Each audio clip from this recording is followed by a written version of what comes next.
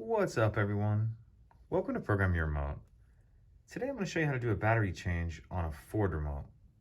Whether you have a 3-button version like this or a 4-button version like this, it's going to be the same procedure either way. So we're just going to go ahead and look at one of them. This is going to take replacement battery CR2032. So you have your new CR2032 battery. Then we're going to need something to open this. I'm going to use a flathead screwdriver here.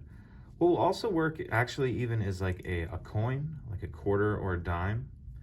And what we want to do is down on the bottom of the key ring, put it in there and pop it open like that.